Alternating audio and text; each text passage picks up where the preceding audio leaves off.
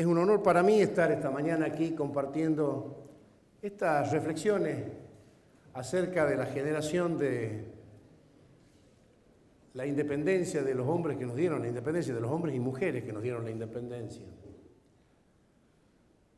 Porque uno de los esfuerzos que hacemos nosotros en el Instituto Belgraniano es precisamente salir de ese esquema de personajes de bronce en donde pareciera que tuvieron un proyecto de resolver el país con un manual y unas instrucciones para ir dando paso por paso, y esto no fue así. En primer lugar, esos hombres que caminaron, que protagonizaron, que fundaron la nacionalidad, nunca jamás se imaginaron que iban a ser nombres de plazas, de escuelas y de calles, sino que eran personas que protagonizaron su propio tiempo y asumieron sus propios desafíos y enfrentaron su propia realidad. Y cuando uno recorre la historia, y un poco como para ejemplificar estas cosas que estamos charlando, se mete en la vida cotidiana de aquel entonces y se encuentra con que eran hombres que eran muy vecinos. Ascuénaga, por ejemplo, presentando una denuncia y reclamando que frente a su casa le presentaba al Cabildo la denuncia, ¿no? Esto antes del Cabildo de 1810, como vecino, presentaba una denuncia en el Cabildo reclamando que tenía a escasos metros de su casa una pulpería que en realidad era un burdel y que terminaban haciendo escándalos a altas horas de la noche. O Manuel Belgrano, que en 1890, y estando en España, cuando se recibió de abogado, el primer juicio que tuvo que ejercer fue defender a su padre, que estaba procesado por contrabando en la aduana de Buenos Aires. Esta era la vida colonial. Todo lo que no pasaba por el monopolio de la corona con sus representantes locales era contrabando. El general San Martín, por ejemplo, que en España, cuando estuvo en la zona de Cádiz destinado, era famoso porque tenía una amiga en un burdel a la que iba a visitar cotidianamente, y está en todas las biografías, y se han encontrado las cartas que tenía con la Pepa. Es decir, fueron hombres como ustedes, como yo, como todos, los que fundaron este país y los que declararon la independencia.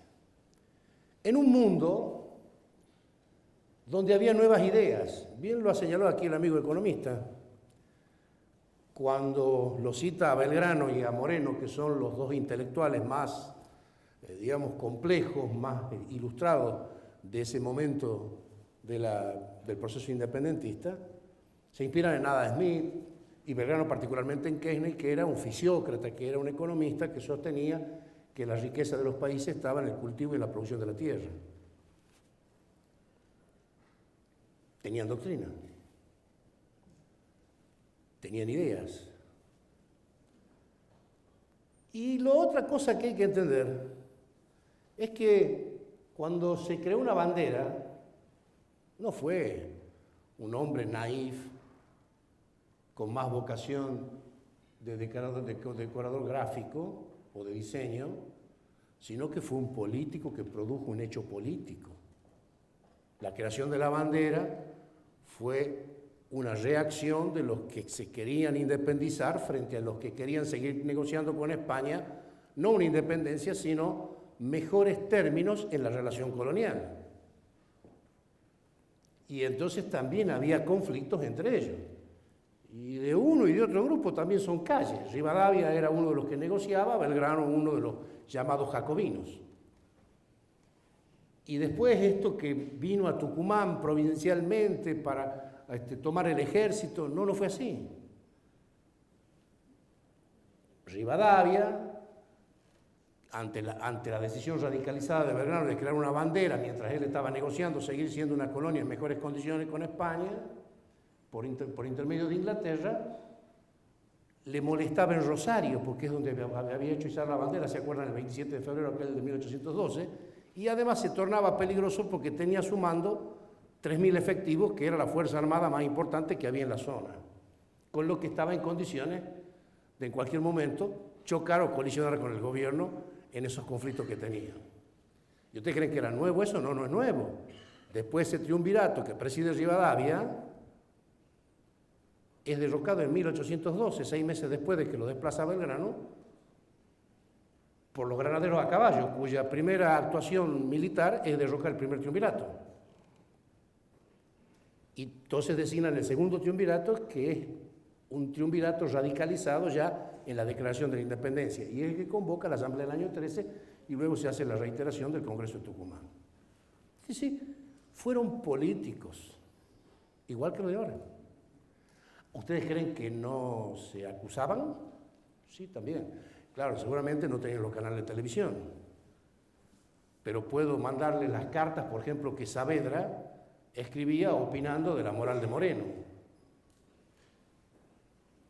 o Alvear de San Martín, o Pueyrredón respecto de Ascuénaga, o Belgrano respecto de las peleas que tenía con Güemes, de las peleas que tenía, o de Güemes con Bernabé Arao.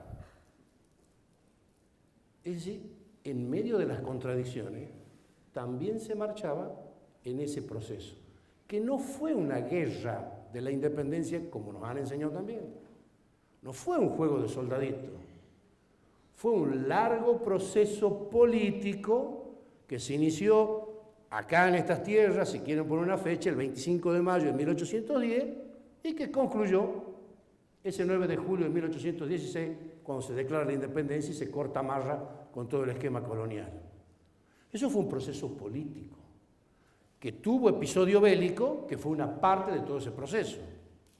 No nos han enseñado a nosotros todas las gestiones diplomáticas que se hicieron en el mundo, porque el país, la Argentina, se independizó en medio del mundo, no en un repollo aislado o en un termo, sino en un mundo que estaba en conflicto, donde había ya superpotencias, había una que dominaba todos los mares, que era Inglaterra, y que tenía interés en los mercados sudamericanos. Sí, interés en los mercados sudamericanos, así como se habla hoy día, también se hablaba en ese momento de los mercados que podían conquistar en Sudamérica. Y este fue uno de los grandes motivos de apoyo económico para todos estos movimientos que se veían con simpatía desde Inglaterra. Y esto no habla mal, sino que en todo caso habla mal de los pedagogos e historiadores de la historiografía oficial que han tratado forzadamente de enseñar una historiografía sin contenido. Hay cosas que no se entienden, hay contradicciones que se dan y no se explican. Y ya en estos tiempos, ya somos gente madura. Ya después de 30 años de democracia y todos estos bochinches y todos estos debates que vivimos, que protagonizamos, creo que tenemos la mente suficientemente abierta como para conocer y abordar en profundidad y con realismo lo que ha sido nuestro proceso de independencia. Hace 200 años que lo hemos cumplido de esa declaración que se hizo aquí en la casita de Tucumán. Y siguen insistiendo con que doña Francisca Bazán de Laguna prestó su casa para que se reúna el Congreso. Casi lo queman a León y Pinto, el historiador, cuando encontró los recibos, de que en realidad no le había prestado la casa, sino que la había alquilado y que además se le había pagado todo, inclusive por anticipado. No prestó, alquiló, porque era gente normal y real. No eran gente de una historieta, sino era gente que vivía, que lloraba, que sufría, que tenía necesidades y tenía ambiciones personales e individuales, como todos, en todos los tiempos y en todos los lugares. Esto fue la realidad. O, por ejemplo, que fue un gran negocio para la ciudad de Tucumán que vengan los diputados porque alquilaban las habitaciones que tenían para alquilar los tucumanos. Y ustedes van al Cabildo y ven las distintas manifestaciones donde están renegando porque si se abusan con los precios que están cobrando por la necesidad que había de lugares y habitaciones, como si fuese hoy día. ¿Sí? Esto es lo que hay que entender. Este país nació y se construyó por seres humanos, por personas mucho más parecidas a nosotros que a esas versiones de la estatua. A San Martín se lo comprende más si uno entiende lo que es el mundo, las relaciones y los poderes. Y entonces advierte que se trata de un personaje que no era improvisado, sino que tenía escuela, pero no solamente eso, sino que además tenía una vinculación internacional que lo hacía un tipo extraordinario en aquel momento. Fíjense ustedes un trabajo de Terraño. Le sigue la vida a San Martín en Londres por las publicaciones en los diarios de lo que hacía San Martín. Lo decía el diario, hoy a la mañana se reunió el general San Martín con el ministro Pitt. Hoy se reunió con fulano tal. Es decir, no era cualquier persona, sino que era un personaje importante, influyente. Pero claro, no puede ser amigo de los ingleses ni puede tener esa influencia, no se puede.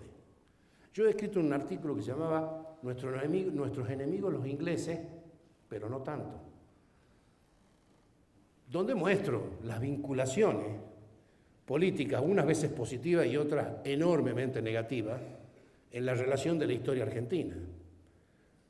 Pero es que no podemos seguir sosteniendo o creyendo que fue una independencia de un repollo aislado, sino que había contactos y vinculaciones. Fíjense otro dato. Hay un modelo que se discute en Tucumán. Ustedes sabían que el Congreso de Tucumán discutió la posibilidad de que la forma de gobierno que adoptasen estas provincias que se iban a independizar en ese Congreso fuese una monarquía. Pues sí. ¿Y saben quién la proponía? Manuel Belgrano. Y con un aditamento especial, que era una monarquía no a la europea, sino una monarquía con un descendiente de los incas. Esto no lo cuentan, o si lo cuentan en 2 renglones. Bueno, esto no significa ni desautorizarlo a Belgrano, ni mucho menos. Era un sentido práctico. En ese momento había caído Napoleón Bonaparte en Europa y la puja que había quedado posterior a la Revolución Francesa en el mundo y con la aparición en Estados Unidos de las 13 colonias constituidas en república, eran los sistemas republicanos y monárquicos. Y dentro de los monárquicos, el absolutismo monárquico que no quería ceder poder a ningún tipo de participación popular, que en aquellas épocas, por cierto, se limitaba a un sector que era la burguesía, no a todo. Cuando decimos popular no era el sufragio secreto universal y obligatorio, no, estamos hablando de... Pero tampoco querían participar en eso. Y entonces Belgrano trae la teoría de la monarquía temperada, que era la monarquía constitucional, esta que vemos del monarca con un parlamento elegido por el pueblo. Bueno, esta fue una propuesta, porque de esa manera, al presentar una monarquía, especulaba con la posibilidad de que adoptando el sistema monárquico no se constituían en enemigos del sistema europeo, y esto les permitía a su vez diplomáticamente poder saldar los conflictos estos que le estaba generando la independencia, y entonces suavizar y morigerar la guerra. Y la incaica, la introducción del descendiente incaico tenía un sentido también. El problema en la mayoría del Alto Perú es que la gran mayoría de los pueblos originarios eran realistas. Es de otro tema. Acá en Tucumán, la batalla de Tucumán, si yo les pregunto, ¿a quién le ganamos? ¿A quién ganó Belgrano la batalla de Tucumán el 24 de septiembre? ¿Alguien me puede decir? Acá en el campo de las carreras. ¿Ah? ¿Y qué ejército era ese? ¿Ah? ¿Y por qué dicen realista? ¿Era español? No había un solo español. Fue una pelea de americanos. Pío Teizán, que con mucha corrección lo acaban de designar, era un peruano nacido en Arequipa. El comandante en jefe de este ejército imperial del Perú, que era José Manuel de Goyeneche, también era peruano. Y los regimientos contra los que se peleó, que son el Abancay, el Fernando VII, el Real de Lima y la Caballería de Tarija, son todos regimientos cuyos integrantes eran americanos. ¿Por qué? Porque no peleamos argentinos o sudamericanos contra españoles. Nuestra guerra de la independencia fue patriotas independentistas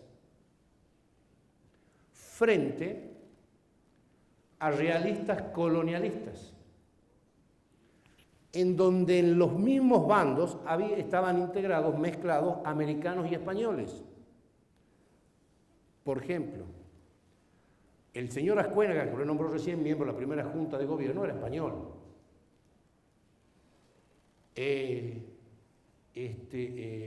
Warnes también tenía origen español. El barón von Holmberg, el jefe de la artillería del 24 de septiembre, que manejaba los cañones acá del Ejército del Norte, era prusiano, era de la Bavaria. Vieites, el famoso hombre de la jabonería, no era criollo, era español. Salvador Alberdi, el papá de Juan Bautista Alberdi, que era revolucionario y que se sumó a toda esta participación, era español, vasco. Álvarez de Arenal, el famoso general que lo acompañó a San Martín en toda la campaña del Perú y que estuvo con Belgrano también en la campaña del norte y que luego peleó en todo lo que era la guerra republicana en el Alto Perú. Álvarez de Arenal es español. Es decir, el eje nunca fue españoles contra americanos, sino que fue la mezcla de los que querían un modelo de organización nacional independiente, muchos por razones ideológicas, otros por conveniencia, porque la independencia significaba romper el monopolio español que tenían del comercio y esto les posibilitaba mejores expectativas comerciales de reducción, naturales, ambiciones comunes, básicas, esenciales de cualquier economía y cualquier comunidad del mundo. Y por otra parte, estaban, sí, los teóricos, los ideólogos, los políticos vocacionales que, como Belgrano, por ejemplo, son personajes que juegan su vida casi en ese proyecto que es mitad aventura y mitad operación realista. A mí me impresiona Belgrano cuando lo leo en las cartas, qué distinto es, por supuesto, esta imagen. Ustedes leen las cartas de Belgrano y se dan cuenta que esta imagen naif, de diseñador de bandera, bueno, no representa la imagen de ese personaje. Por ejemplo, es un observador, porque bien han dicho acá, es considerado uno de los primeros economistas de la Argentina. Es un observador. Él establece, ustedes saben, cuando hacen la campaña al norte, que había que establecer escuelas. Como el gobierno no lo entendía, cuando le pagaron los premios por Tucumán y Salta, donó esa plata para que se hiciesen escuelas en esa ruta. Iban en Tarija, iban en Jujuy, Tucumán y Santiago del Estero.